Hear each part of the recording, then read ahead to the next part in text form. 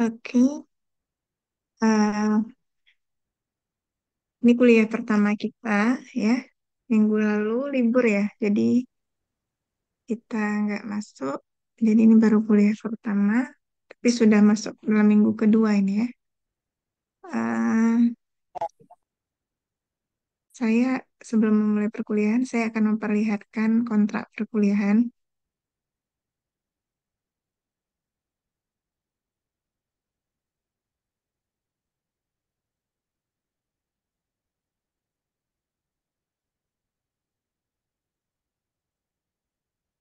Nah, ini kuliah interaksi obat dan inkompatibilitas. Tim pengampunya ada 6 orang. Saya sebagai koordinator mata kuliah. Kemudian timnya ada Prof. Urip Harahap, Profesor Hakim Bangun, Profesor Anayanti, kemudian ada Ibu Embun Suci Nasution, dan Ibu Aditi Rohani. Jadi, kalau interaksi obat ini, dosen yang memberi kuliah itu tidak seperti di mata kuliah lain. Kalau mata kuliah lain, setiap kelas dosennya berbeda. Nah, kalau di interaksi obat, tiap kelas dosennya sama yang mengajar. Jadi, seperti saya contohnya akan mengajar perkuliahan 1 dan 2 saja dan akan masuk kelas ABC. Kemudian nanti pertemuan ketiga dan berikutnya akan masuk Bu Ade, Sri Rohani. Pertemuan ke-6 dan ke-7 Profesor Urip Harahap, ya. Kemudian itu UTS dan dilanjutkan dengan Bu Embun Suci Nasution. Lalu dilanjutkan lagi dengan Bu Ade sekali, baru masuk Profesor Hakim Bangun 3 kali pertemuan dan Profesor Anayanti di akhir pertemuan sebanyak 3 kali, 1 kali di tiap kelas. Nah, presentasi penilaian itu dari tugas 30%, dari UTS 35%, dan dari UAS 35%.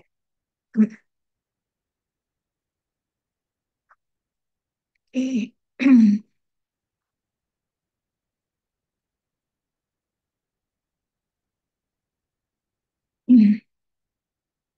Nah, secara keseluruhan, eh, kita akan membahas interaksi obat, farmakokinetik, farmakodinamik, dan farmasetik ya.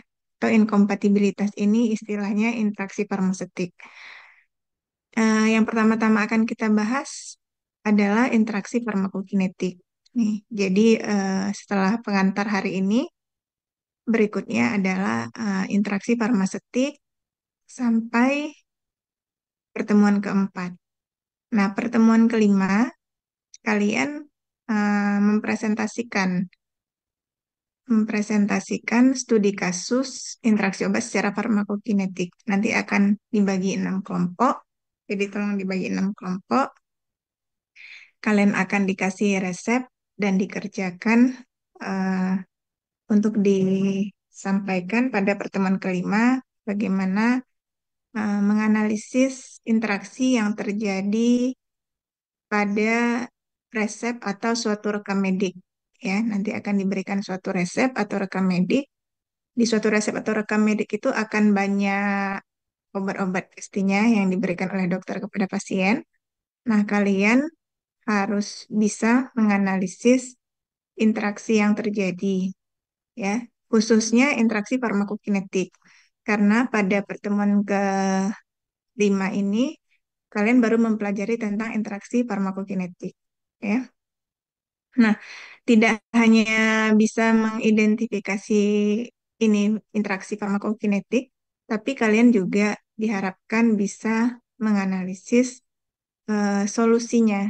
Jadi udah tahu nih, dari obat-obat yang diberikan ada interaksi farmakokinetik, kemudian kalian bisa membahas ini pada fase absorpsi misalnya, kemudian kalian harus bisa menjelaskan bagaimana mekanismenya, misalnya obat mengabsorpsi obat B misalnya ya, atau obat A eh, menaikkan pH saluran cerna sehingga menurunkan absorpsi obat B. Nah, seperti itu. Kalian harus bisa menjelaskan mekanismenya seperti itu. Kemudian kalian harus bisa menjelaskan solusinya apa. Atau misalnya antara obat A dan obat B yang ada di rekam medik, obat A misalnya eh, berin- berinteraksi dengan obat B pada fase metabolisme. Misalnya obat A menginduksi enzim pemetabolisme obat B sehingga kadar obat B menurun. Nah, solusinya apa? Itu harus bisa dijelaskan pada studi kasus ini. Nah, studi kasus akan diberikan sama kepada semua kelompok, tapi tidak boleh bekerja sama antar kelompok dan akan dinilai per kelompok. Ya, oke. Selanjutnya pada pertemuan ke-6 sampai ke-9 itu interaksi farmakodinamik. Nah, maka akan dikasih lagi resep atau rekam medik akan membahas sama seperti tadi, tapi cakupannya tidak hanya interaksi farmakokinetik, tapi kalian juga diharapkan sudah bisa menganalisis interaksi farmakodinamik. Oke, nah jadi selama 1 semester kalian hanya diminta untuk menyelesaikan 2 studi kasus. Nah kemudian, hmm, hmm, nah jadi ini temuan pertama, saya hanya minta kalian mencatat merangkum penjelasan saya. Eh, Tidak hanya apa namanya, tidak hanya mengandalkan materi yang saya sampaikan, tapi juga nanti setelah selesai kuliah, catatannya tolong diperkaya. Pada pertemuan berikutnya, saya akan meminta mahasiswa untuk mempresentasi atau menyampaikan ringkasan kuliah hari ini itu secara acak, ya. Nah, kemudian, eh,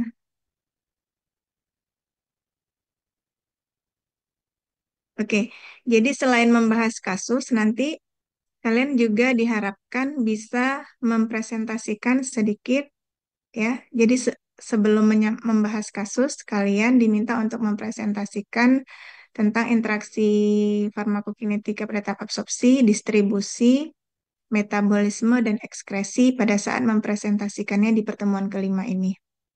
Jadi, kami mau melihat seberapa jauh pemahaman kalian terhadap materi yang sudah diberikan oleh para dosen. Cara mengetahuinya adalah dengan meminta kalian untuk mempresentasikan kembali, ya, dengan bahasa kalian, dengan materi yang kalian create sendiri, hasil inovasi kalian. Oke. Begitu juga yang pertemuan 10 ya. Nanti kalian juga mempresentasikan tentang interaksi farmakodinamik, misalnya antagonis itu apa, aditif apa, sinergis apa, baru kalian masuk ke pembahasan studi kasus. Oke, itu tentang kontrak perkuliahan. Ini adalah buku-buku yang kami pakai untuk memberi kuliah. Nah, yang pertama ada buku Tatro, kemudian ada Stokely, ada buku Drug Fact and Comparison, dan lain-lain. Ini banyak sekali. Kemudian ini juga ada skripsi mahasiswa, jadi kakak-kakak kelas kalian juga ada beberapa yang telah melakukan penelitian interaksi obat. Saya sangat mendorong dan meminta kalian wajib memiliki buku-buku wajib ini. Hmm, Ini bisa dimiliki secara online, ya. Oke, sebelum saya masuk ke perkuliahan, adakah yang mau ditanyakan terkait kontrak perkuliahan ini?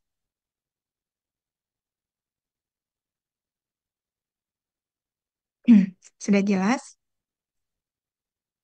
Oke, nanti kelompoknya tolong dibagi dan kemudian uh,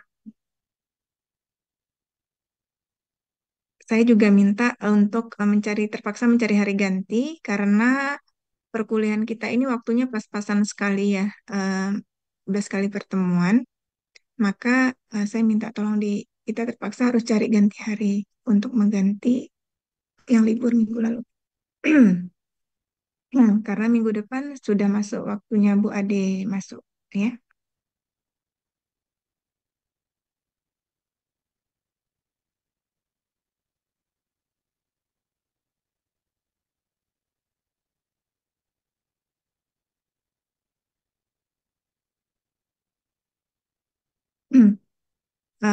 ini judulnya interaksi obat dan inkompatibilitas ya. Ah, Sebenarnya inkompatibilitas itu juga masuk kategori interaksi obat. Nah, cuman waktu itu dan dulu juga judul mata kuliahnya hanya interaksi obat. Tapi karena ada masukan dari tim pengampu, dia mengatakan harus tertulis kata-kata inkompatibilitas. Akhirnya judul mata kuliahnya juga sekarang berubah menjadi interaksi obat dan inkompatibilitas.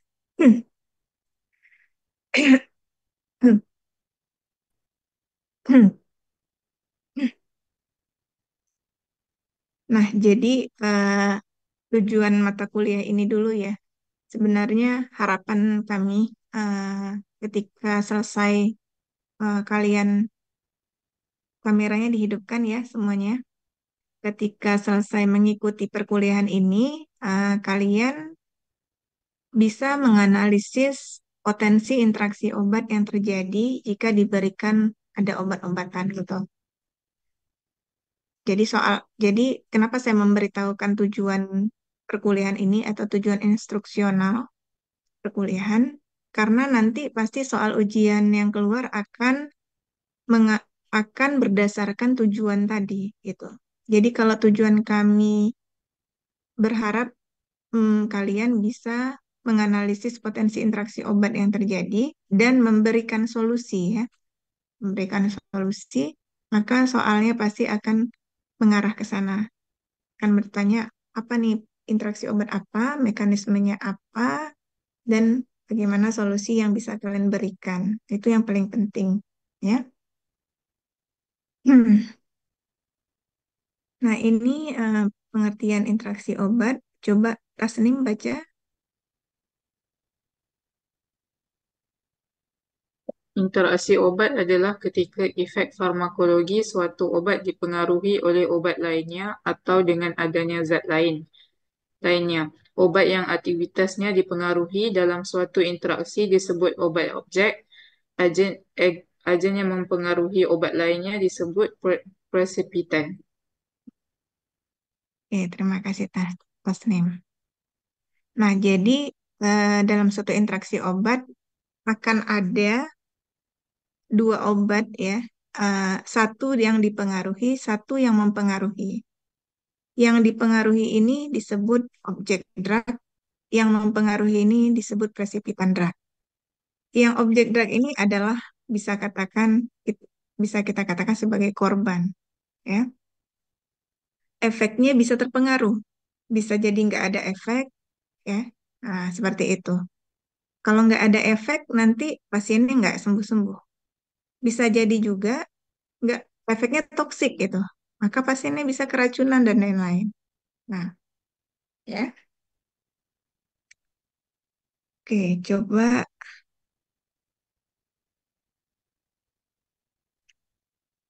Bratenovic baca. Tipe interaksi obat ada interaksi obat-obat, interaksi obat makanan, obat bahan kimia, obat dengan uji laboratorium, dan interaksi obat dengan penyakit. Oke, jadi ini adalah eh, potensi interaksi obat yang akan terjadi di dalam tubuh ya. Banyak sekali, tapi yang akan paling banyak kita pelajari adalah interaksi obat dengan obat.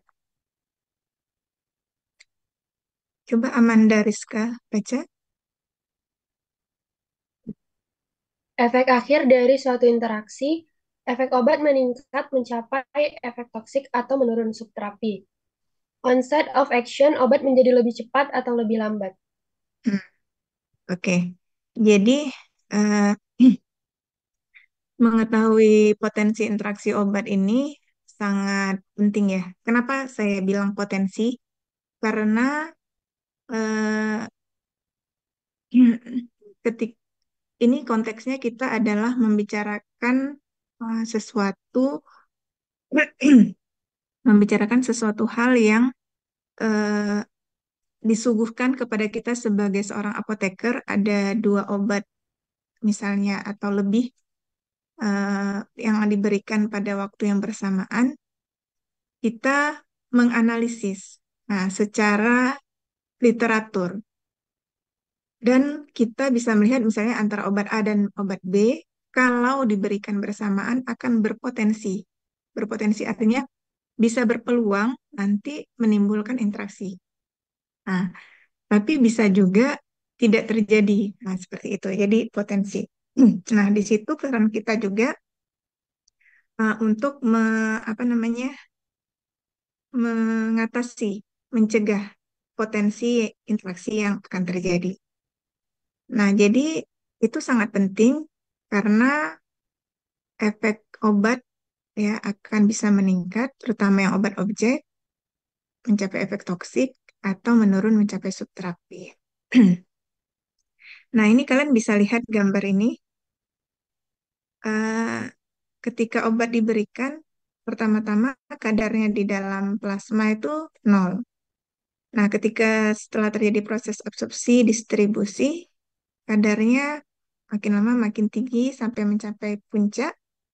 Nah, selama dia berada di range hijau ini, dia akan menimbulkan efek terapi.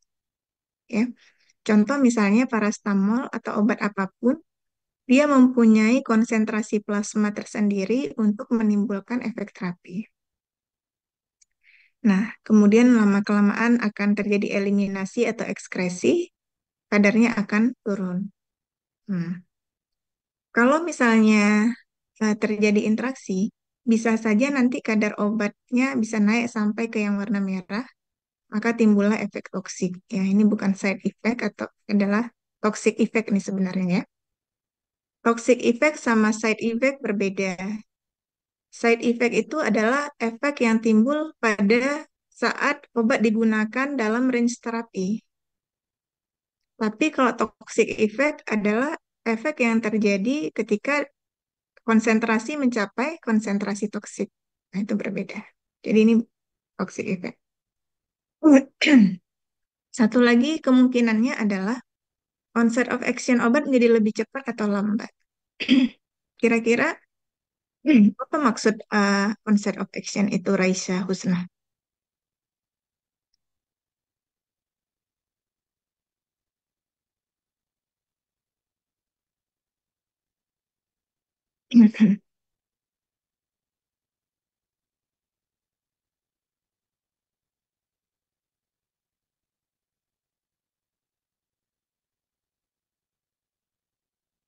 Pak Raisa?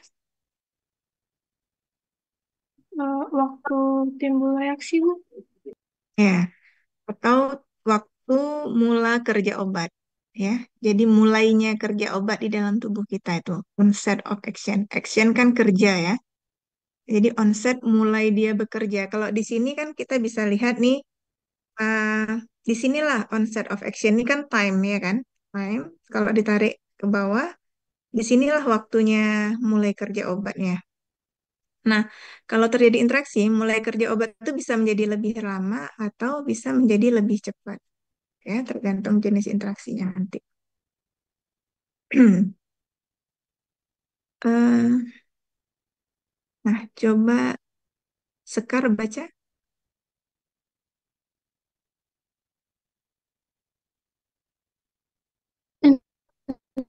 Interaksi obat. Yang pertama umumnya tidak diinginkan, contohnya ACE inhibitor tambah spironolakton akan menyebabkan hiperkalemia atau life threatening.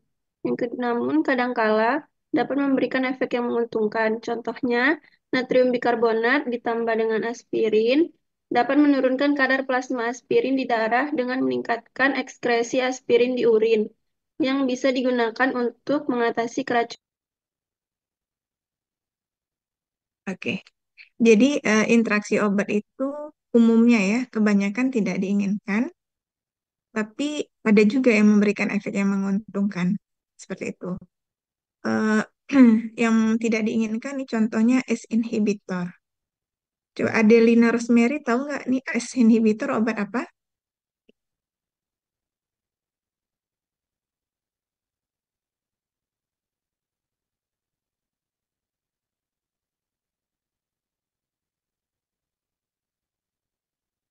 ACE inhibitor itu adalah golongan obat atau kelompok obat yang digunakan untuk tekanan darah tinggi atau hipertensi, Bu? Iya, untuk mengatasi hipertensi. Eh, jadi nih, karena kalian masih semester 4 ya, semester berapa nih? 4. Ya, jadi ini kan mungkin banyak yang belum kenal nama-nama golongan obat ya. Jadi ini merupakan tantangan juga nih bagi kalian karena sebelumnya interaksi obat nih di semester 6 gitu, udah di semester yang tinggi yang kalian sudah dapat kuliah farmakologi toksikologi. Jadi ini belajarnya harus ekstra juga berbarengan dengan kuliah farmakologi toksikologi 2 ya. Jadi ini obat antihipertensi betul.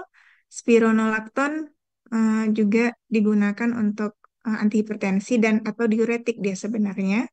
Karena efek diuretiknya dia bisa sebagai antihipertensi. Nah, kedua-dua obat ini itu bisa menyebabkan retensi kalium, ya kalium di dalam tubuh.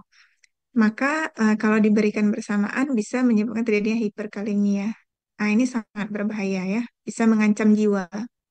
Jadi kalau seandainya nanti pada saat kalian menemukan kasus ada menemukan obat ACE inhibitor, contohnya captopril, terus dikombinasi dengan spironolakton, dan setelah kalian cek ternyata ada eh, interaksi hiperkalemia, maka kalian harus bisa memberikan masukan kepada dokter apa solusi yang kalian berikan supaya kejadian ini tidak terjadi karena ini sangat membahayakan dan bisa menyebabkan kematian pada pasien kan life threatening. Misalnya kalian bisa menyarankan untuk mengganti salah satu obat dan lain-lain ya. Kemudian kadang-kala memberikan efek yang menguntungkan. Yang menguntungkan contohnya natrium bikarbonat. Nah, natrium bikarbonat ini apa Hanifah Nabawi? Obat apa nih?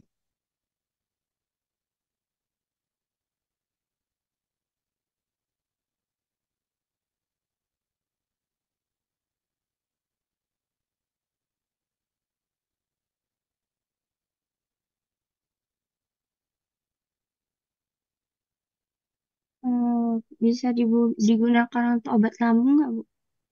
Lambung. Antasida ya. Nah, jadi eh, kalau antasida itu kayak aluminium hidroksida, magnesium hidroksida itu rata-rata kerjanya lokal saja ya, karena memang tujuannya untuk menetralkan asam lambung. Kemudian terus dia diekskresi lah. Tapi natrium bikarbonat ini dia bisa diabsorpsi dari saluran pencernaan, kemudian akhirnya bisa sampai ke ginjal, ke tubulus atau ke nefron ya. Nah, karena dia sifatnya basah, dia bisa membasahkan saluran kemih dan bisa bereaksi dengan aspirin, membentuk garam, dan kemudian akhirnya aspirin bisa cepat dikeluarkan melalui urin. Nah, ini bisa digunakan untuk mengatasi keracunan aspirin. Jadi, banyak di dunia ini termasuk orang yang melakukan suicide atau bunuh diri dengan menggunakan aspirin. Dan salah satu caranya ya bisa menggunakan natrium bikarbonat ini. Oke, kalau dari gambar ini ada berapa macam pembagian interaksi obat Rashid bin Rusdi? Hmm,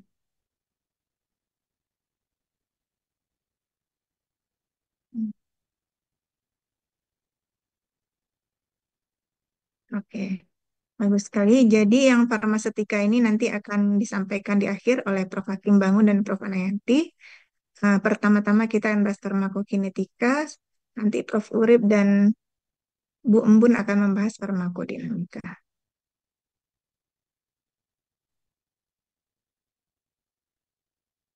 Sekarang kita masuk dulu yang farmasetika. Coba Alia Sofia dibaca.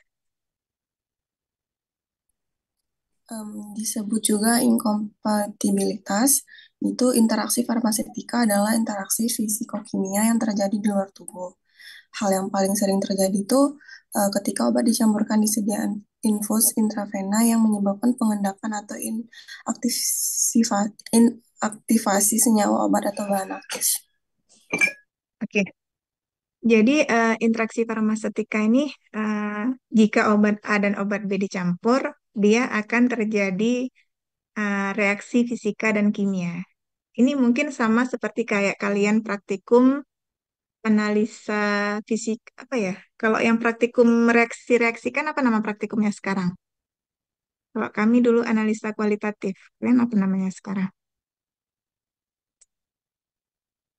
Yang mereaksikan misalnya senyawa A, senyawa B, terus menghasilkan senyawa apa, terus kalian identifikasi ini obatnya apa kayak gitu. Analisis farmasi, Bu. Analisis farmasi, udah praktikum? Udah, Bu. Ada, oke. Nah, jadi interaksi farmaseutik ini sebenarnya sama dengan analisis farmasi yang kalian lakukan. Jadi sebenarnya ketika kejadian ini adalah ketika misalnya di rumah sakit nih ya, terutama kejadiannya. Ketika misalnya seorang perawat mencampurkan obat ke dalam sediaan infus. Nah, infus itu misalnya infus NaCl. Atau di situ ada ringer laktat. Ringer laktat itu banyak komponennya kan, ada elektrolit, ada glukosa dan lain-lain. Terus tiba-tiba dimasukkan sama perawat misalnya obat diazepam misalnya ke dalam itu. Nah, di dalam sediaan infus itu bisa terjadi reaksi misalnya diazepam dengan komponen yang ada di dalam ringer laktat tersebut. Terjadilah reaksi fisika atau kimia yang mungkin bisa berupa terjadinya endapan, bisa terbentuk kristal, bisa terjadi perubahan warna dan lain-lain. Ya, nah itu kejadiannya. Sehingga menyebabkan bisa pengendapan atau inaktivasi senyawa obat atau bahan aktif. Nah, ini sangat berbahaya sekali. Nah, uh, ini adalah potensi-potensi interaksi yang terjadi uh, pada saat sebelum obat masuk ke dalam tubuh. Jadi kalau interaksi farmaseutik, interaksinya terjadi sebelum obat masuk dalam tubuh, sedangkan farmakokinetik dan farmakodinamik, interaksi yang terjadi ketika obat sudah masuk ke dalam tubuh. Ya. Nah, ini adalah contoh ya yang terjadi ketika midazolam dan ketamin ya berbentuk precipitation atau pembentukan partikel. Kadangkala hal ini luput dari pengamatan seorang perawat ya kepada pasien. Nah, padahal terbentuknya partikel ini bisa sangat berbahaya kalau sampai masuk ke dalam pembuluh darah pasien. Nah, sebagai seorang apoteker, harusnya sebelum ketika obat itu diberikan kepada eh, perawat ya, misalnya dirawat inap, itu eh, apoteker wajib memberitahukan bagaimana cara pemberian obatnya supaya tidak terjadi interaksi. Nah, disitulah peran penting seorang apoteker untuk mencegah terjadinya interaksi obat ini. Nah, ketika apoteker tidak memberitahu perawat cara pemberiannya sehingga akhirnya perawat memberikannya secara langsung kepada infus ya, infuset. Nah, maka jika terjadi sesuatu keadaan berbahaya pada pasien, risiko itu juga menjadi tanggung jawab dari apoteker. Misal nih terjadi pasiennya meninggal gara-gara interaksi obat itu. Maka yang bertanggung jawab terhadap kasus itu tidak hanya perawatnya, tapi juga apotekernya. Karena sebenarnya kalau apoteker mengetahui ini ada potensi interaksi obat dan dia wanti-wanti kepada perawat supaya berhati-hati dan memberikan dengan jalur yang tidak melalui infus, hal itu tidak akan terjadi. Ya, jadi sebegitu pentingnya eh, kontrol dan pengawasan dari seorang apoteker terhadap interaksi obat ini. Nah, ini kejadian nyata ya. Ini kejadian nyata interaksi obat yang dibukukan, didokumentasikan dan dilaporkan pada suatu publikasi ilmiah ya. Nah, ini misalnya yang gambar atas ketidaktercampuran diazepam, yang di bawah midazolam. Ini obat-obat yang sering digunakan di rumah sakit. Oke, coba Joyana Cleopatra, coba saya mau bertanya, Coba sebutkan obat-obat yang sama sekali nggak boleh dicampur dengan obat lainnya di sediaan infus itu. Di, berdasarkan tabel yang kamu lihat di sini. Coba sebutkan dua saja obat yang sama sekali nggak boleh dicampurkan dengan obat lain. Artinya nggak boleh dikasih melalui infus. Harus kalau mau dikasih langsung aja disuntikkan ke pembuluh darah kayak gitu. Obat apa?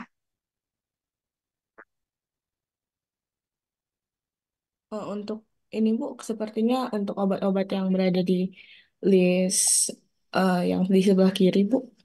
Sebelah kiri. Ya, Ya. contohnya. Yang ini ada diazepam, ada aminoglikosida Bu. Oke, bagus sekali, Joyana.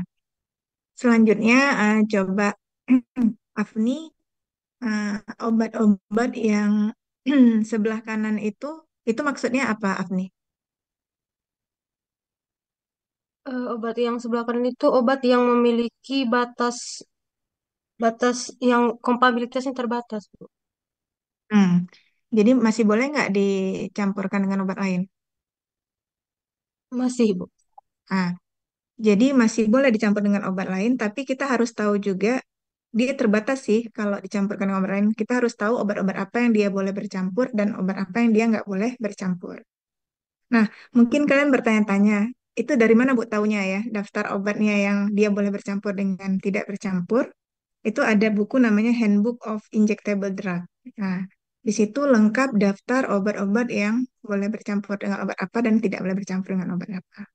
Nah, ini lebih detailnya akan dibahas oleh Prof. Hakim dan Prof. Nayanti. Oke, selanjutnya coba Angelica. Nah, kalau misalnya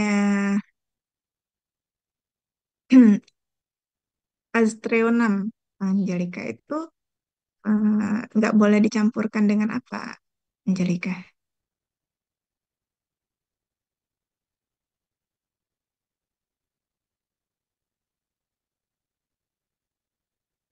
Maaf Bu, tadi obat apa Bu? Aztreonam, obat Aztreonam itu nggak boleh dicampur dengan obat apa?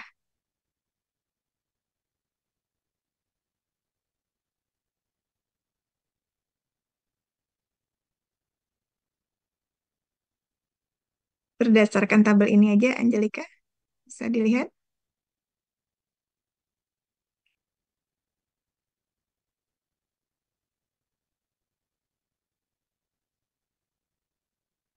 Mana Angelica-nya? Coba Lisa Faradila Dengan sodium bikarbonat, Bu, dan metronidazol. oke.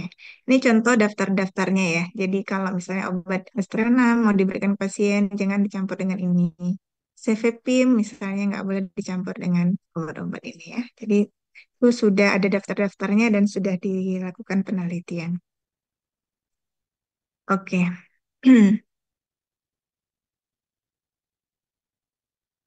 Nah, kalau seandainya ternyata obat-obat itu eh, berinteraksi nih, tapi tetap diberikan gitu karena mungkin apotekernya nggak melakukan pengawasan, nggak melakukan analisis potensi interaksi obat ya. Jadi kan sebenarnya obat-obat itu yang mau dikasih ke pasien harus dilakukan analisis interaksi obat ya sebelum diberikan. Termasuk ketika kita nanti bekerja di apotik, resep masuk, kalian kan harus melakukan screening administratif, farmaseutis, dan klinis.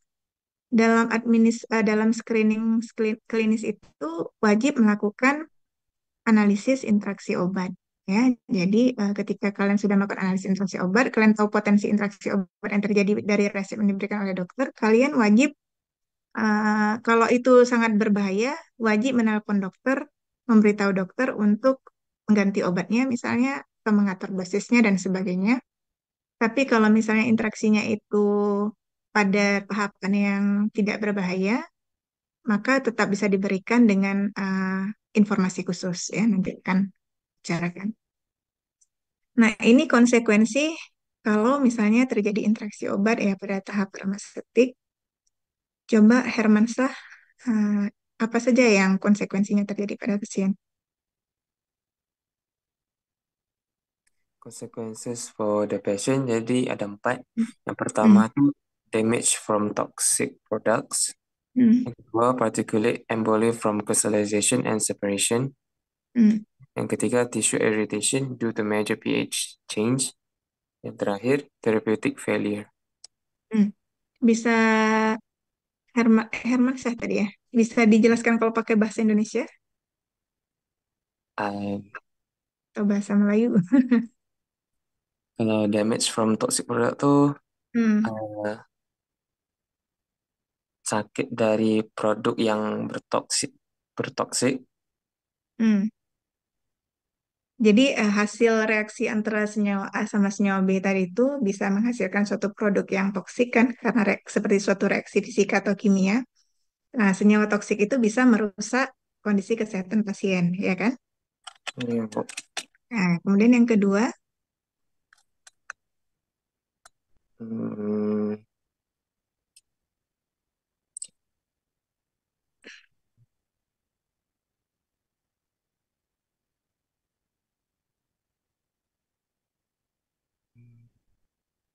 susah ya. ya, Bu. Jadi, oke, yang kedua itu eh, terbentuk. Jadi gini, kalau sediaan injeksi itu eh, saya nggak tahu kalian udah praktikum atau belum. Kalau untuk membuat sediaan injeksi itu kan harus steril ya. Sediaan steril itu persyaratannya sangat ketat dan berbeda dengan sediaan non steril. Sediaan steril tuh pH harus diatur. Ukuran partikel kalau dia suspensi atau emulsi juga ada tertentu. Dan kalau di larutan nggak boleh ada partikel sedikit pun, ya. Nah, jadi kalau misalnya terjadi interaksi farmasetik ini bisa terbentuk crystallization dan separation. Jadi terbentuk kristal. Terusnya nggak boleh ada partikel, ini malah terbentuk kristal. Itu kan sangat berbahaya. Terus separation, pemisahan. Misal emulsi ini, sediaan injeksinya. Emulsi, membuat suatu emulsi itu kan susah ya, karena harus diatur konsentrasi emulgatornya, kan. Nah, kemudian tiba-tiba dicampurkan dengan obat lain, maka emulsinya pecah, nggak nyampur lagi. Mungkin kalian bisa membayangkan seperti santan. Ketika kalian masak di rumah itu kan ngaduk santan itu sebenarnya adalah emulsi minyak dalam air, kan. Nah, kalau kalian bagus ngaduknya itu menyatu dia antara air dan minyak yang dari santan. Itulah namanya nggak pecah santan. Tapi gitu kalian nggak aduk dengan baik, terpisah antara air dan minyaknya. Itulah yang dinamakan pecah santan. Nah, gitulah kejadian kalau misalnya suatu emulsi dari sediaan steril ditambahkan obat-obat lain, pecah dia. Nah, terpisahlah antara eh, larutan pembawanya dan yang di bawah gitu kan ada hal tersebut. Nah, kemudian bisa terjadi iritasi jaringan karena perubahan pH. Membuat sediaan steril itu pH-nya harus sesuai dengan pH tubuh. Namanya itu isohidris. Nah, tapi kalau misalnya dalam praktek di rumah sakit nanti dicampur-campur, maka pH-nya juga bisa berubah. Pada akhirnya terjadi kegagalan terapi.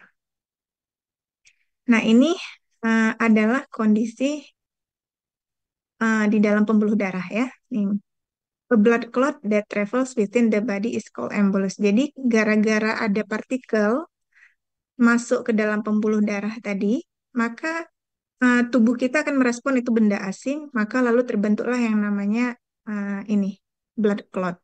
Blood clot lama-lama membentuk embolus makin besar, dan embolus ini lama-lama bisa menyebabkan block blood supply. Jadi aliran darah bisa terhambat. Nah, hal ini disebut embolisme. Nah, ini sangat berbahaya sekali. Terhentinya aliran darah ke jaringan tubuh kita akan menyebabkan kematian jaringan. Ya, kalau jaringan yang mau dialiri itu misalnya jantung, itu kan jantungnya bisa berhenti karena kekurangan oksigen yang dibawa oleh darah. Ya. Jadi sebahaya itu. Nah, ini coba lihat. Nah, ini hasil penelitian. Coba kalian perhatikan.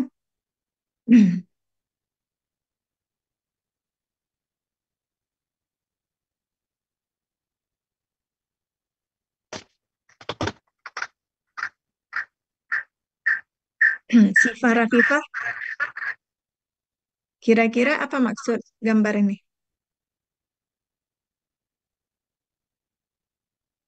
Hmm.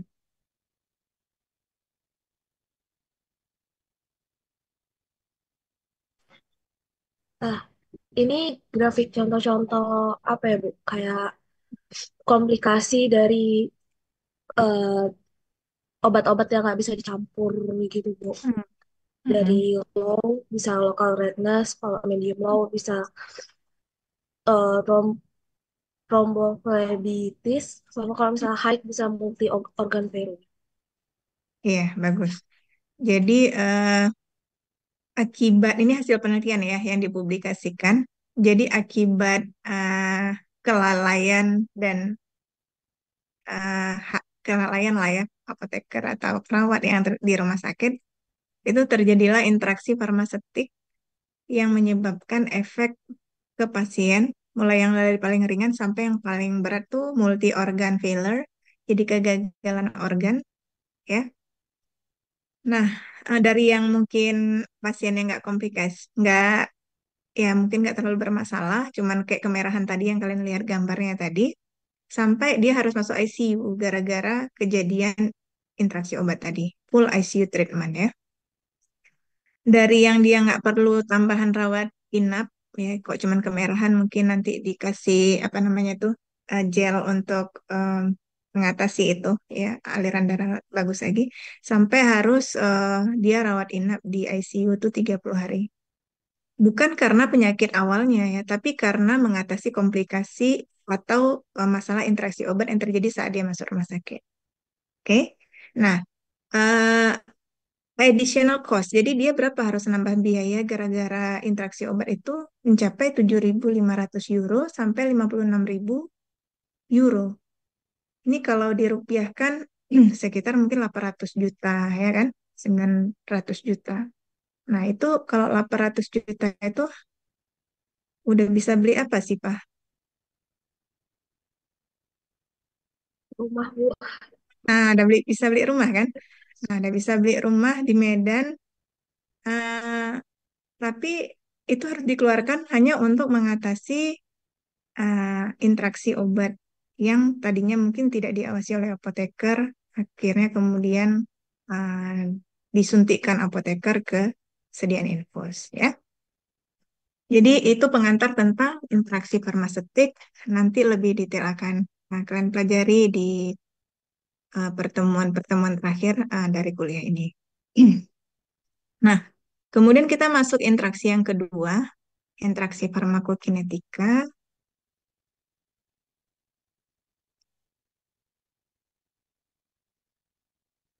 Coba Fabian Rizaldi. Nah, coba baca Fabian. Interaksi farmakokinetika. Interaksi yang terjadi di dalam tubuh.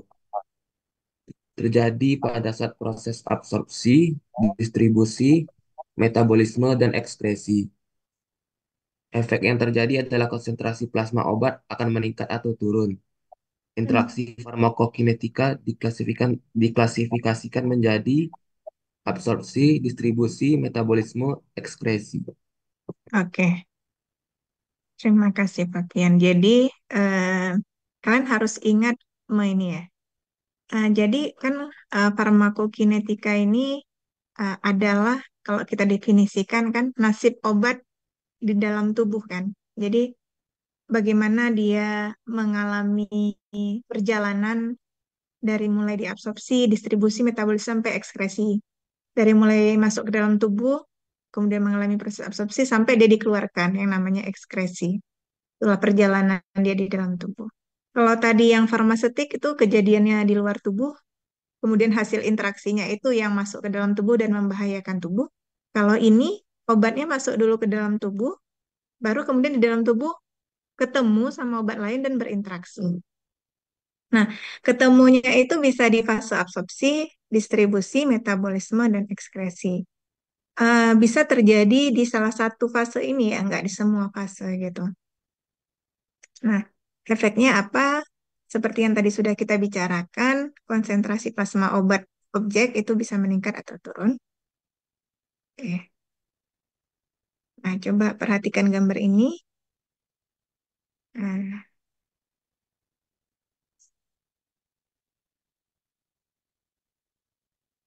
coba Amanda Rizka Lumunga, kalau pemberian obat itu bisa secara apa aja, Amanda? Menurut gambar ini. Bisa oral, intravena, intraperitoneal, subkutan, intramuskular, sama inhalation.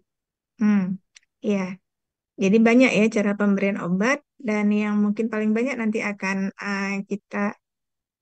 kita nggak akan memisah-misahkan pemberian obatnya secara apa, tapi intinya nanti kalau misalnya ketemu di fase absorpsi, uh, itu interaksinya farmakokinetika pada fase absorpsi ya, mau bagaimanapun cara pemberian obatnya.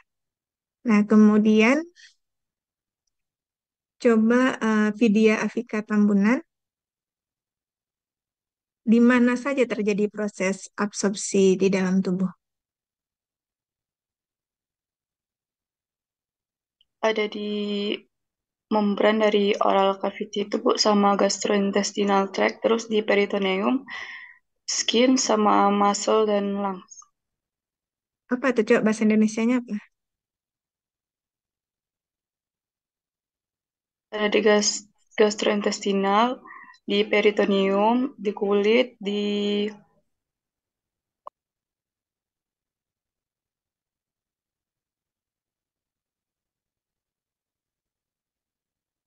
Muscle apa?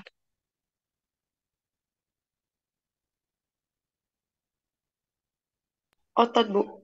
Otot. Lungs? Lungs itu di paru-paru Bu. Iya. Jadi proses absorpsi itu mulai dari rongga mulut ya, oral cavity, gastrointestinal tuh usus, lambung usus ya, terus halus, peritoneum, kulit, otot ya. Makanya ada pemberian obat kan intramuskular, itu artinya diberikan dari intraperitoneal, itu diberikan melalui peritoneum. Nah, ketika obat sudah mengalami proses absorpsi, maka selanjutnya obat akan mengalami yang namanya masuk ke dalam aliran darah, masuk ke dalam cairan plasma. Nah, di situ kan dia akan mengalir ke seluruh tubuh ya. Nah, obat-obat itu sebagian besar membutuhkan yang namanya protein plasma untuk bisa mengalir di dalam tubuh, satu, dan yang kedua protein plasma ini fungsinya untuk reservoir. Artinya protein plasma itu nyikat obat, terus dia akan ngelepasin obat secara perlahan-lahan untuk bisa berikatan dengan reseptor. Ya, jadi dia punya sifatnya itu untuk mengontrol pelepasan obat supaya berikatan dengan reseptor. Ya, selama obat berikatan dengan protein plasma, dia nggak akan menimbulkan efek. Nah, eh, obat akan menimbulkan efek ketika lepas dari protein plasma, kemudian berikatan dengan reseptor. Ya. Nah, kemudian ada setelah berikatan dengan reseptor, eh, sebenarnya ada dua ya. Setelah melalui proses absorpsi, ada obat yang langsung masuk ke hati untuk mengalami metabolisme. Sebagian itu mengalami metabolisme untuk menjadi bentuk inaktif atau metabolit ya, bisa inaktif atau aktif. Itu masing-masing obat berbeda. Atau ada juga yang langsung berikatan dengan protein plasma untuk berikatan dengan reseptor. Nah, kemudian setelah menjadi metabolit, itu akan diekskresikan Anggreni Pasaribu, organ pengekskresi dalam tubuh kita apa saja? Ada usus Bu, ginjal, paru-paru, kelenjar keringat. Oke. Nah, kemudian eh, dikeluarkan hasil apa namanya? Diekskresikan produk-produk yang masuk ke dalam tubuh kita itu diekskresikan melalui apa aja? Misalnya makan obat, kemudian obatnya kan tuh diekskresi. Apa yang masuk ke dalam tubuh kita kan pasti akan diekskresikan. Itu melalui apa diekskresikan? Kalau tadi kan yang Anggreni sebutkan tuh organnya, sedangkan medianya itu pakai melalui apa?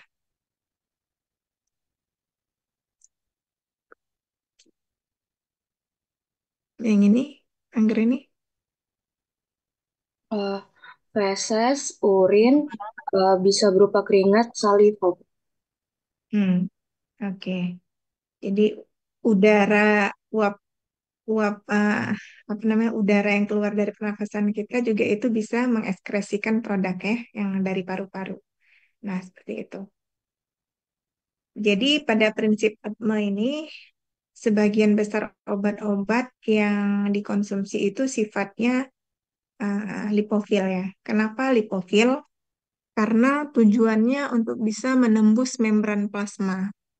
Jadi kalau obat masuk ke dalam saluran pencernaan, terus dia mau masuk ke pembuluh darah, maka dia harus bisa menembus sel-sel pada dinding saluran pencernaan, yang dimana membran sel dari sel-sel saluran pencernaan itu adalah uh, lipid bilayer, maka dia mau pindah dari saluran pencernaan ke pembuluh darah, itu membutuhkan sifat lipofilisitas tertentu. Nah, sedangkan ketika mau dikeluarkan dari ginjal, misalnya itu harus bersifat hidrofil atau polar, karena ginjal mengeluarkan segala sesuatu melalui urin, ya, menggunakan urin, maka obat yang lipofil tadi harus dirubah dulu menjadi hidrofil. Caranya bagaimana? Caranya harus melalui metabolisme di hati. Nah, metabolisme itu kata lainnya adalah biotransformasi atau perubahan secara biologi. Nah, berubahlah struktur kimianya, dia menjadi hidrofil, maka dia bisa diekskresikan melalui ginjal dengan perantaraan urin. Ya. Nah, ini poin penting dalam memahami ATMA ya, karena nanti interaksi obat ini kita akan sangat banyak membahas tentang ATMA ini. Oke, sekarang kita masuk yang interaksi fase absorpsi. Coba Gracia Lumban Tobing baca. Interaksi fase absorpsi. Interaksi pada fase absorpsi adalah interaksi yang menyebabkan absorpsi suatu obat terganggu. Contohnya menjadi lebih cepat absorpsinya, menjadi lebih lambat absorpsinya, menjadi berlebih absorpsinya, dan menjadi kurang absorpsinya. Oke, kalau menjadi lebih cepat atau menjadi lebih lambat tadi apa kita istilahkan itu? Siapa tadi namanya? Si Grace. Nah, apa istilahnya tadi yang kita bahas di awal? Bahasa Inggrisnya apa itu?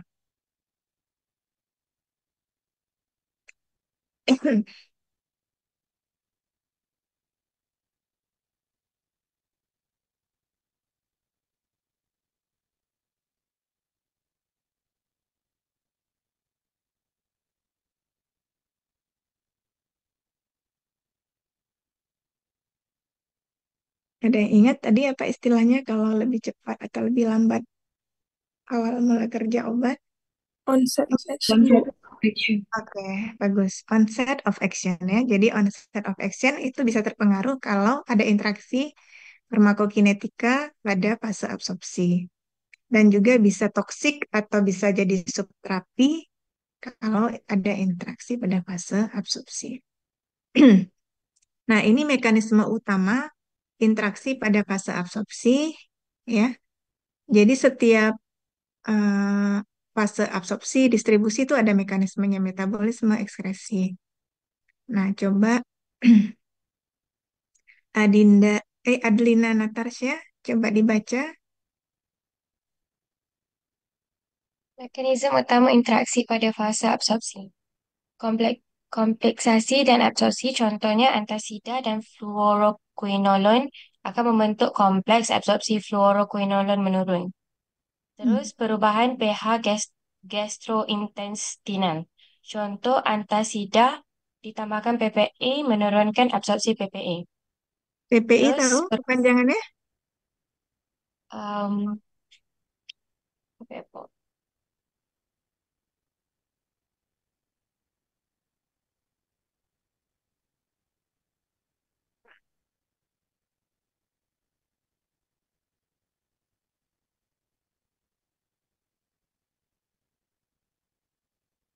Pencegahan dan pengendalian infeksi ya, Bu?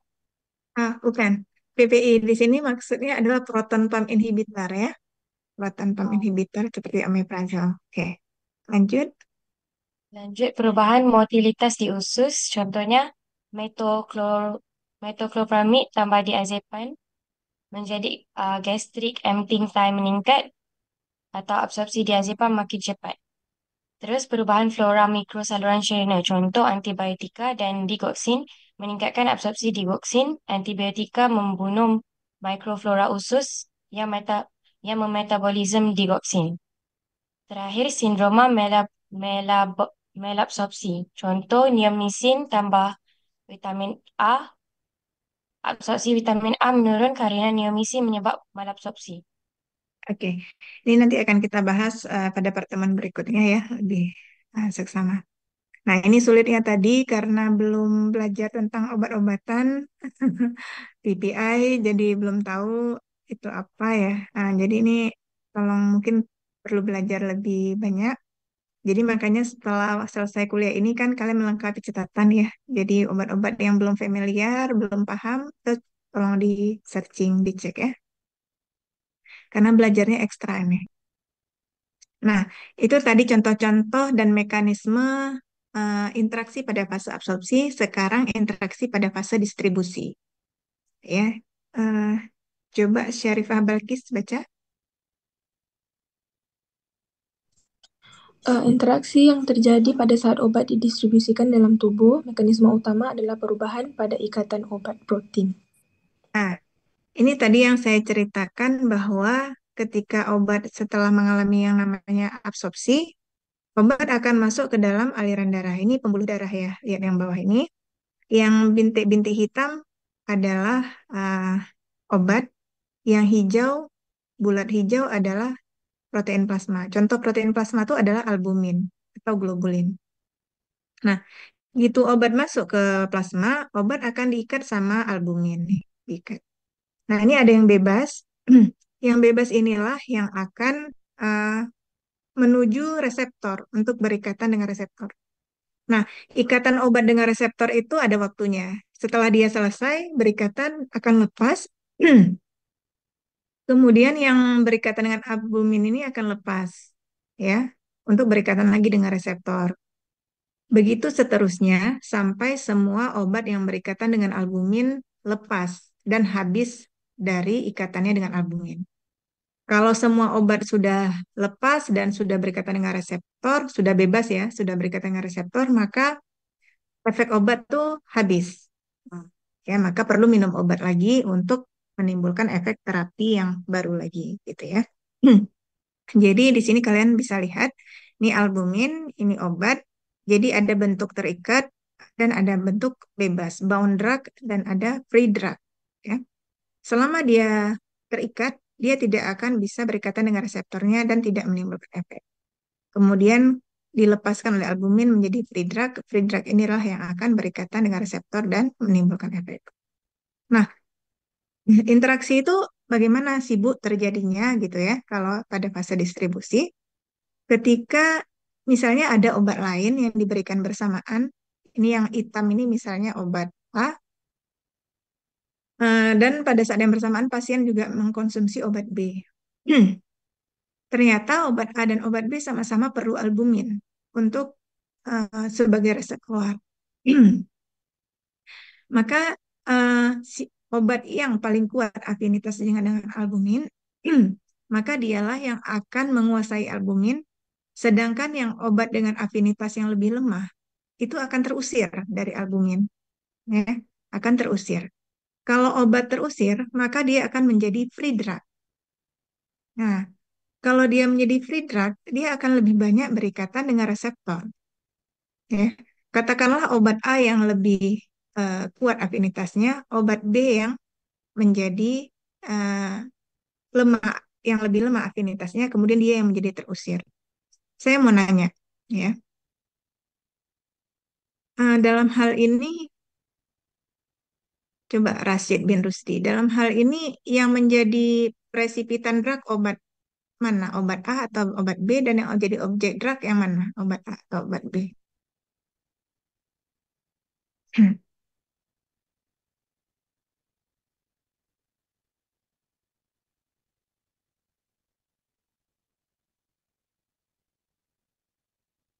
Oke, obat B.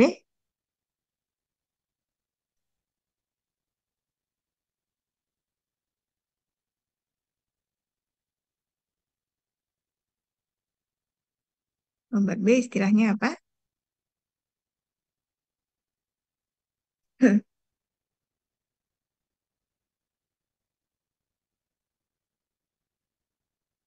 Obat B, obat apa istilahnya Rashid?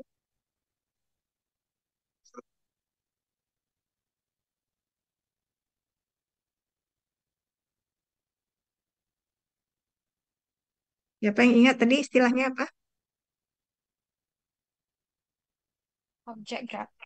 Oke, objek drug. Jadi yang menjadi objek drug adalah obat B, yang dalam hal ini dia yang menjadi terusir ya. Ini dia yang menjadi korban obat B. Maka otomatis obat B ini akan lebih banyak berikatan dengan reseptor dan menimbulkan efek terapi yang lebih tinggi, bahkan bisa mencapai efek toksik. Nah, disitulah terjadinya interaksi pada fase distribusi, terutama pada obat-obat yang sangat membutuhkan protein plasma sebagai reservoirnya. Nah, contoh nih misalnya warfarin, ya obat antikoagulan. Itu tuh warfarin itu kalau nggak salah ikatan obat dengan eh, albumin tuh 99%. Artinya dari 100 molekul obat, cuman perlu satu obat bebas untuk memberikan efek terapi sebagai antikoagulan. Ya, ketika ada obat lain yang bisa mengusir warfarin, misalnya dari ikatan dengan albumin, misalnya nggak usah banyak-banyak, dari 1 menjadi 10 aja, maka efeknya itu menjadi berkali-kali lipat kan. Tadi harusnya satu satu partikel obat aja udah bisa menimbulkan efek terapi nih, lepas 10 maka 10-10-nya berikatan dengan reseptor dan menimbulkan efek antikoagulan 10 kali lipat, dan itu bisa menimbulkan efek pendarahan ya. Oke, kita masuk sekarang yang pada fase metabolisme. Waktunya masih ada ya. Oke, coba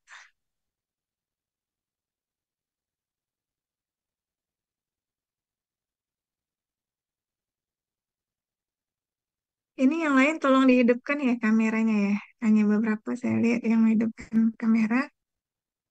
Naila Aisyah Putri, coba baca.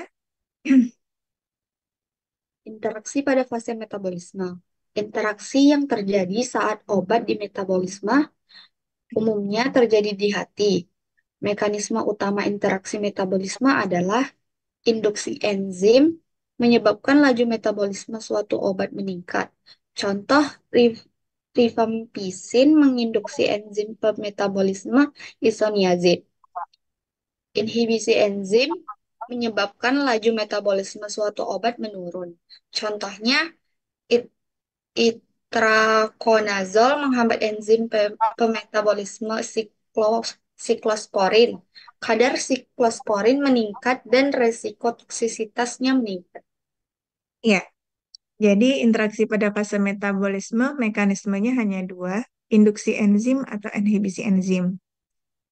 Di dalam hati, tadi kan hati itu perannya sangat besar untuk memetabolisme ya, mengubah struktur kimia obat yang lipofil menjadi hidrofil tadi yang saya sampaikan.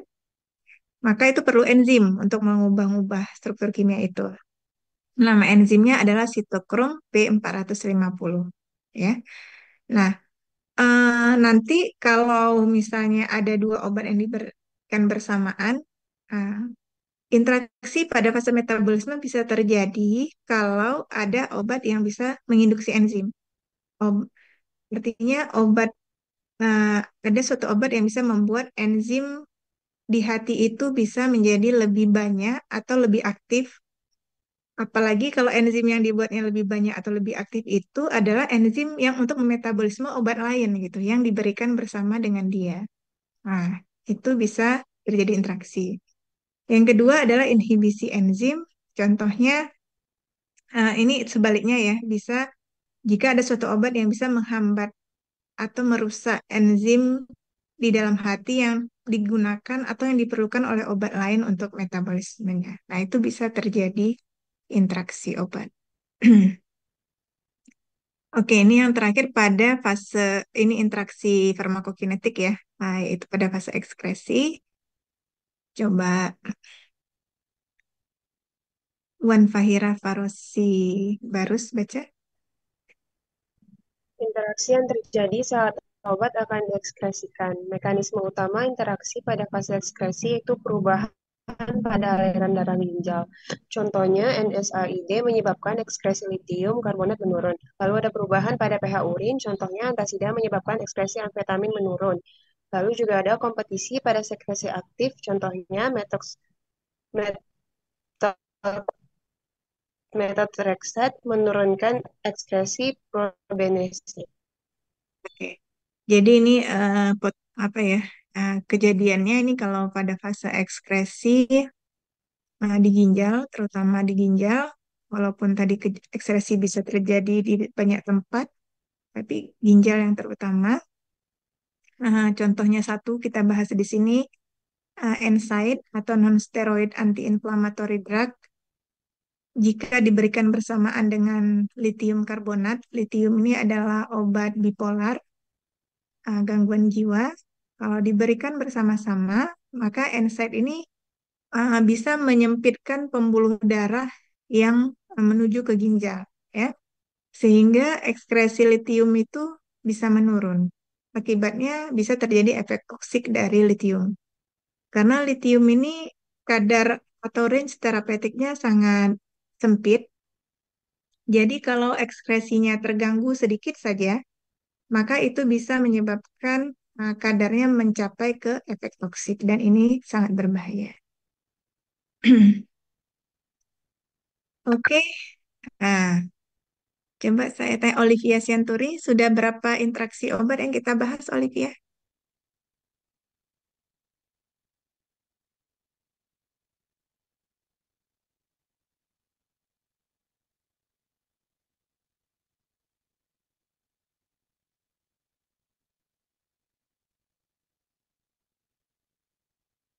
Olivia,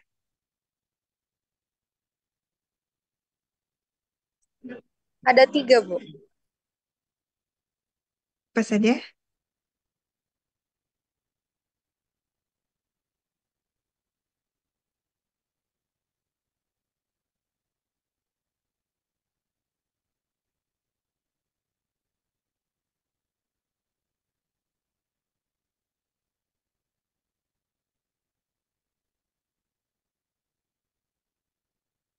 Apa saja, Olivia? Ada absorpsi, ada metabolisme, ada terapeutik, Bu. Oke, ini tolong ya.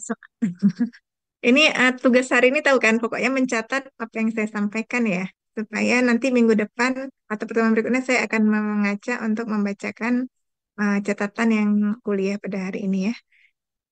Coba Riben, Riben, apa saja interaksi yang udah kita bahas sampai sejauh ini, Riben? Yang pertama interaksi farmako, maaf Bu, interaksi farmasetika. Oke, terus? Kedua farmakodinamika, farmakokinetika. Yang ketiga baru interaksi farmakodinamika. Oke, yang farmakokinetika apa aja interaksinya? Ada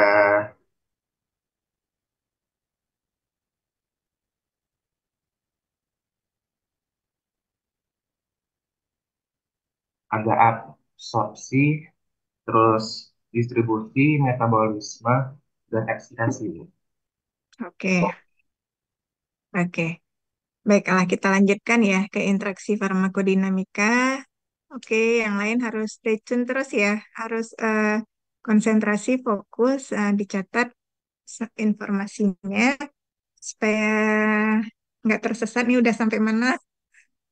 Oke, sekarang kita masuk yang farmakodinamika. Berarti ini yang ketiga dari 3 interaksi yang akan kita bahas selama 1 semester. Ya, jadi hanya 3 interaksi yang kita bahas, farmasetik, farmakokinetik, farmakodinamik. Nah, itu yang kita bahas semua dalam 1 semester ya. Oke. Coba Nadia Nurrahma baca interaksi farmakodinamika?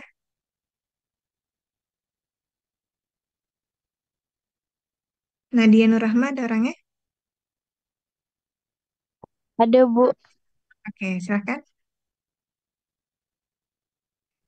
Interaksi farmakodinamika adalah interaksi yang menyebabkan aktivitas farmakologi suatu obat berubah. Interaksi dapat terjadi secara langsung maupun tidak langsung. Yang pertama langsung. Jika suatu obat mempengaruhi efek obat lainnya dan masing-masing obat menempati reseptor yang sama. Sedangkan yang tidak langsung, jika suatu obat mempengaruhi efek farmakologi obat lainnya dan masing-masing obat menempati reseptor yang berbeda. Nah, kalau farmakodinamika ini, kalau tadi kan bedanya dengan farmakokinetika itu, farmakokinetika ada obat A dan obat B, dia ketemu saat di proses absorpsi, saat proses distribusi, metabolisme atau ekskresi. Disitulah terjadi interaksinya. Tapi kalau farmakodinamika ini di proses ATMA itu mereka nggak ada masalah gitu. Ketika ketemu pun, aduh, nggak ada terjadi interaksi. Nah, terjadi interaksinya justru ketika obat A sudah berikatan dengan reseptor, obat B juga udah berikatan dengan reseptornya sendiri. Yang berinteraksi itu adalah efeknya. Efek obat A dengan efek obat B itu berinteraksi. Nah, contohnya kayak yang tadi, ACE inhibitor dengan apa namanya, spironolakton. Nah, itu obatnya berinteraksi farmakodinamika. Jadi efek obat ACE inhibitor meretensi kalium, efek spironolakton juga meretensi kalium, maka efek retensi kalium yang ditimbulkan kedua obat itu beretensi menimbulkan yang namanya hiperkalemia. Ya. Nah, yang lebih banyak kita bahas adalah yang tidak langsung, sedangkan yang langsung ini sebenarnya adalah lebih ke mekanisme kerja obat ya. Jadi ini enggak saya bahas. Ini udah kita bahas sebenarnya pada waktu kuliah farmakologi toksikologi 1. Ada antagonis kompetitif, non kompetitif nih, mudah-mudahan kalian masih ingat ya. Nah, kita masuk ke yang interaksi tidak langsung atau istilahnya interaksi fisiologis. Nah, coba Arfian B baca. Interaksi tidak langsung fisiologis. Pertama, antagonis, yaitu interaksi yang menghasilkan efek farmakologi yang berlawanan. Contohnya kayak 1 + 1 hasilnya 0. Contohnya glibenclamid dan dexamethasone. Kalau misalnya yang adiksi atau sumasi, itu obat yang berinteraksi memiliki efek yang sama. Itu analoginya tuh 1 + 1 sama dengan 2. Contohnya furosemid dan spironolakton. Oke. Nah, ini yang antagonis. Kenapa dia dikatakan antagonis? Contohnya nih glibenclamid. Ada yang tahu nih glibenclamid obat apa? Anti diabetes, Bu. Iya, bagus sekali. Nah, obat anti diabetes ini kan tujuannya tuh dimakan untuk menurunkan kadar glukosa darah ya. Nah, sedangkan dexamethasone ini adalah suatu antiinflamasi steroid. Tujuannya untuk mengatasi radang. Nah, glibenclamid ini reseptornya di sel beta pankreas ya. Glibenclamid reseptornya di sel beta pankreas, sedangkan dexamethasone reseptornya enzim fosfolipase A2. Enzim fosfolipase A2 ini terdapat pada jaringan-jaringan yang mengalami peradangan, ya, jaringan yang mengalami peradangan. Jadi kedua obat ini punya reseptor yang berbeda, tapi efeknya itu glibenclamid untuk menurunkan KGD, sedangkan dexamethasone itu efek sampingnya adalah meningkatkan KGD. Nah, jadi efek KGD, efek dari glibenclamid ini ditiadakan oleh dexamethasone, ya. Jadi efeknya 1 + 1 0. Jadi nggak ada efek menurunkan kadar glukosa darah gara-gara penggunaan dexamethasone. Nah, contoh lagi furosemid dan spironolakton. Furosemid ini adalah suatu diuretik yang sangat kuat ya untuk mengatasi udem. Spironolakton adalah juga suatu diuretik, tapi dia diuretik lemah. Nah, kalau dikombinasi efek diuretiknya makin bagus, tapi efek samping yang ditimbulkan furosemid ditutupi oleh spironolakton gitu. Jadi kombinasi kedua obat ini sangat baik ya, karena efek diuretiknya makin baik, makin kuat, sedangkan efek samping yang ditimbulkan oleh furosemid itu bisa ditutupi oleh spironolakton. Furosemid ini karena dia diuretik hemat kalium itu bisa menyebabkan hipokalemia. Nah, sedangkan spironolakton bisa meretensi kalium sehingga efek hipokalemia bisa ditutupi dengan efek retensi kalium yang ditimbulkan oleh spironolakton. Nah, ini interaksi yang menguntungkan ya. Nah, yang sinergis coba Maria Jessica baca. Interaksi tidak langsung sinergis itu analoginya 1 tambah 1 lebih besar dari 2. Contohnya ezetimibe dan simvastatin. Baru yang kedua ada potensiasi, analoginya yaitu 1 tambah 0 sama dengan 2. Contohnya alkohol meningkatkan efek analgesik dari aspirin. Oke. Jadi ini ezetimibe dan simvastatin ini dua-dua obat anti hiperlipidemia ya. Satu kerjanya di beras border usus halus, simvastatin kerjanya di hati ya. Tapi kalau dikombinasi efeknya jauh lebih baik dibandingkan diberikan sendiri-sendiri. Bukan sama dengan 2, tapi lebih besar dari 2. Satu lagi potensiasi, alkohol dan analgesik.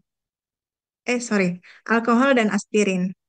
Itu efek analgesik aspirin akan meningkat karena alkohol. Padahal alkohol nggak punya efek analgesik, ya. Jadi alkohol tuh 0 efek analgesiknya, aspirin tuh 1 efek analgesiknya, tapi kalau dikombinasi efek analgesiknya jadi 2. Oke, nah sebelum saya lanjutkan, saya mau bertanya, Naila Alfasa, sebutkan contoh-contoh interaksi farmakodinamik. Sebutkan macam-macam interaksi farmakodinamik. Apa saja nama-namanya? Langsung dan tidak langsung.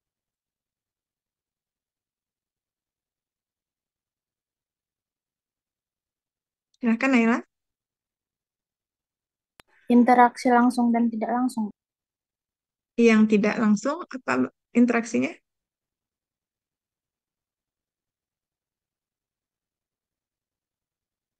Antagonis terus ada adisi. Antagonis, adisi. Tadi ada berapa macam?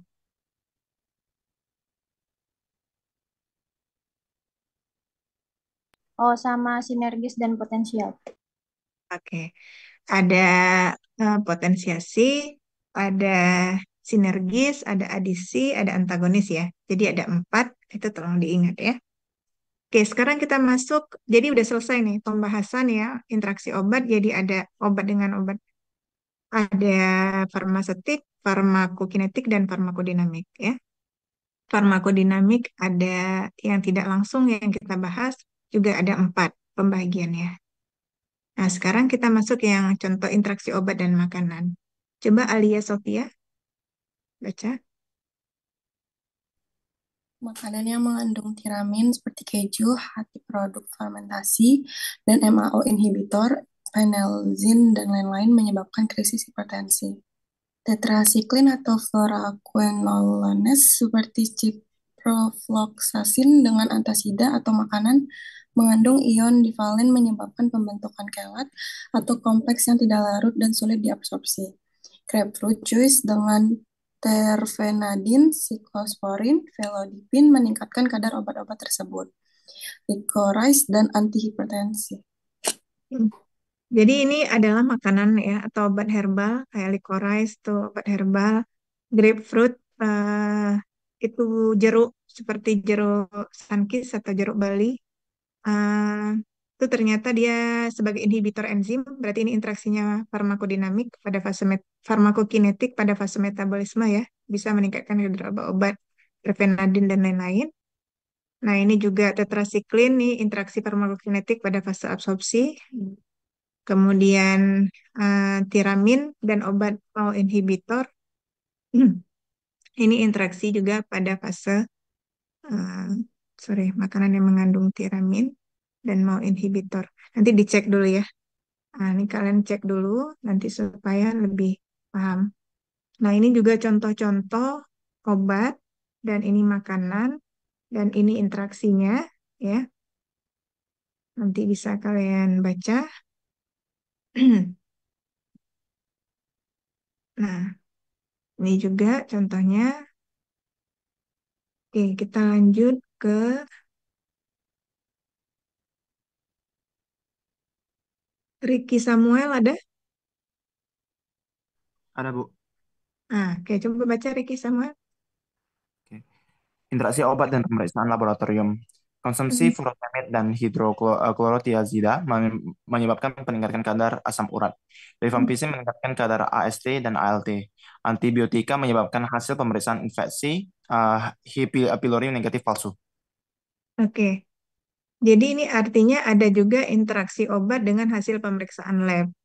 Um, Mungkin kalian pernah melakukan general medical check up atau pernah menemani orang tua atau keluarga melakukan general medical check up uh, atau pemeriksaan tertentu, itu sebaiknya kalau mau melakukan pemeriksaan tidak mengkonsumsi obat tertentu ya.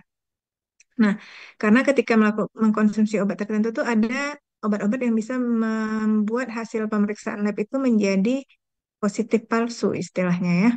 Contoh, furosemid, ini tadi diuretik saya bilang ya, diuretik kuat, atau hidroklortiazida juga diuretik, diuretik tiazida golongannya berbeda nih.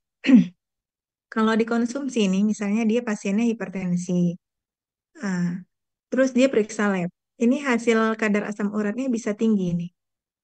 Padahal dia asam urat itu kan sebenarnya penyakit metabolisme ya. Asam karena ada gangguan metabolisme ketika memakan makanan yang mengandung purin gitu. Seperti kacang-kacangan seperti itu. Nah, ini pasiennya bisa mengalami peningkatan kadar asam urat padahal dia bukan karena gangguan metabolisme purin tadi, tapi karena mengkonsumsi furosemid dan HCT. Kenapa bisa tinggi asam uratnya? Karena furosemid dan HCT ini di dalam tubuh dia dengan asam urat itu akan berkompetisi untuk diekskresikan melalui ginjal. Nah, yang menang itu adalah atau yang presipitan adalah furosemid atau HCT, hidroklortiazid, sedangkan yang jadi objek itu adalah asam urat. Jadi asam urat tertahan lebih lama di dalam tubuh gara-gara ada furosemid dan hidroklortiazid. Maka ketika dicek di lab, asam uratnya tinggi. Nah, yang kedua, rifampicin. Ini obat anti tuberkulosis ya. Itu bisa meningkatkan kadar AST dan ALT. AST dan ALT ini apa? Ini adalah enzim yang terdapat di hati dan di otot ya. Kalau enzim kita rusak, kalau hati kita mengalami sakit atau gangguan penyakit, itu pasti AST dan ALT meningkat. Jadi indikator adanya penyakit di dalam hati. Kalau otot kita cedera, misalnya apa, pasti AST, sorry, ALT itu meningkat ya. Nah, orang yang makan rifampicin itu AST ALT-nya kebanyakan meningkat. Ya, ini pernah saya ulangi, bukan saya ya. Apa mahasiswa yang saya bimbing ketika melakukan PKP di rumah sakit, pasiennya adalah pasien TB, mengkonsumsi rifampicin itu AST dan ALT-nya melonjak sangat tinggi sampai nilainya ribuan, padahal normalnya harusnya di bawah 30-an miligram per desiliter. Ya. Oke, dan juga antibiotik menyebabkan hasil pemeriksaan infeksi Helicobacter pylori negatif palsu ya. Jadi nggak boleh makan antibiotik untuk terutama memeriksa infeksi. Jadi bakterinya itu bisa seolah-olah mati, padahal infeksinya itu ada eksis di dalam tubuh pasien. Oke, lanjut. Selain interaksi obat dengan makanan sudah, interaksi obat dengan pemeriksaan laboratorium sudah, selanjutnya interaksi obat dan bahan kimia. Nah, coba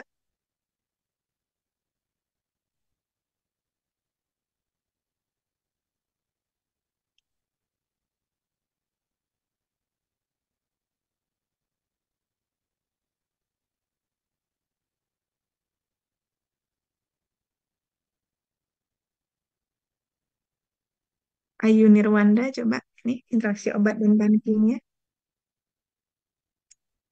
Interaksi obat dan bahan kimia, organofosfat atau pestisida menghambat enzim kolin esterase Berinteraksi dengan obat penghambat enzim asetilkolinesterase. Hmm. Ini mungkin udah agak familiar ya dengan organofosfat dan obat penghambat enzim asetilkolinesterase ya, karena kita udah bahas di farmakologi toksikologi 1 kan. Nah, jika ini kasusnya nih ya, misalnya seorang petani, petani itu kan erat menggunakan pestisida yang pestisidanya itu adalah organofosfat. Ternyata organofosfat itu bisa menghambat enzim kolinesterase.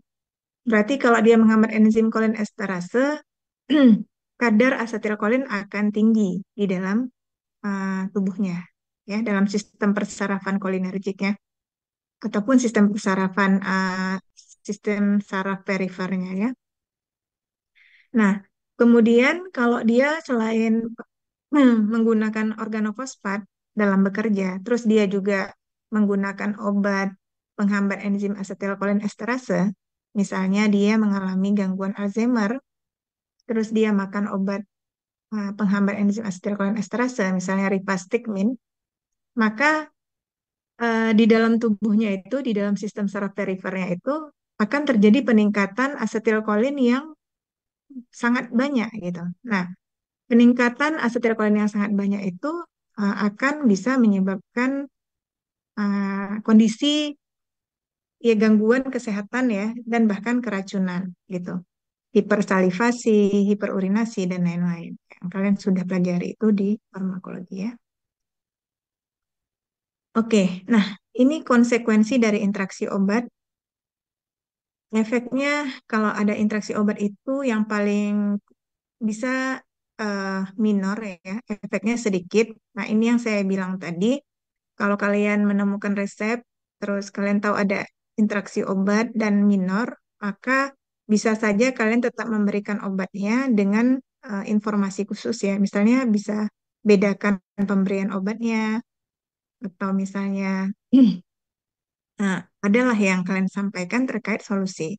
Ini sangat spesifik ya, saya nggak bisa menyamaratakan semua solusi karena pembedaan waktu pemakaian obat tidak bisa kita berikan kepada interaksi obat pada fase metabolisme contohnya ya, tapi hanya bisa pada fase absorpsi seperti itu. Nah, kemudian bisa juga efeknya moderate, penurunan status pasien. Jadi status pasien yang tadi awalnya sadar gara-gara interaksi obat yang terjadi, status pasiennya itu jadi menurun kesadarannya, misalnya bisa menjadi somnolen kayak gitu kan, atau koma gara-gara obat interaksi obat yang tidak terawasi oleh kita. Kemudian juga bahkan bisa mayor, itu bisa menyebabkan kematian pasien. Seperti tadi yang antara ACE inhibitor dan spironolactone. Nah, bagaimana cara mengurangi risiko interaksi obat? Coba Nadia Putri Tarigan, coba dibaca. Cara mengurangi risiko interaksi obat, identifikasi faktor risiko pasien, ketahui sejarah pengobatan pasien, ketahui mekanisme kerja obat yang akan digunakan, pertimbangkan terapi lainnya, hindari pengobatan yang kompleks, edukasi pasien, monitoring terapi. Oke, ini yang harus dilakukan ya oleh seorang apoteker untuk untuk mengurangi risiko interaksi obat. Oke, nah ini materi kuliahnya sudah selesai. Nah, ini adalah cara penilaian ya. Tadi sudah disampaikan tugas 30%, UTS dan UAS masing-masing 35%. Dan nilai A itu adalah jika lebih dari 80 nilainya. Lebih besar sama dengan 80. Dan kami berharap sekali semua kalian bisa nilainya A gitu ya. Maka sama-sama kita belajar keras untuk bisa mendapatkan nilai A tersebut. Nah, ini buku interaksi obat yang tadi saya sampaikan, yang sebelah kanan ini drug interaction fact. Ini saya sangat suka pakai buku drug interaction fact ini, ya. Dan kalau lebih detail tuh di Stokely drug interaction. Kasus-kasus yang terjadi di rumah sakit, hasil-hasil penelitian orang tuh ada di Stokely drug interaction ini. Nah, ini yang saya bilang tadi harus kalian punyai. Ini online aja atau soft copy-nya ada ya. Nah, kemudian kalian juga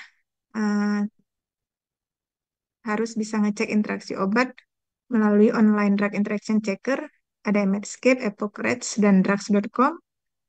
Pertemuan berikutnya kita akan mencoba mencari interaksi obat dengan menggunakan online drug interaction checker ini ya. Dan satu lagi aplikasi saya minta kalian download yaitu Lexicom ya, Lexicom tolong kalian download. Minggu berikutnya juga kita akan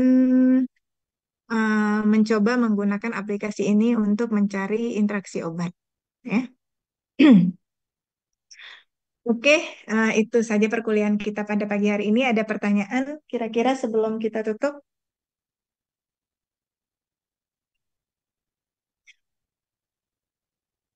Apa? Oh, aplikasi Lexicom.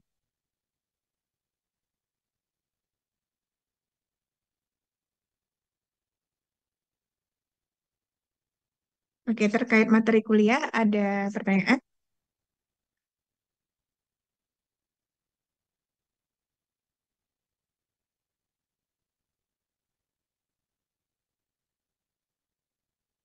Kemarin ada ikut pemilu semuanya? Ada ya? Oke. Jadi minggu depan sudah mulai kelas offline lagi ya, mulai hari Senin ya. Sudah paham ya kira-kira materi yang Ibu sampaikan tadi?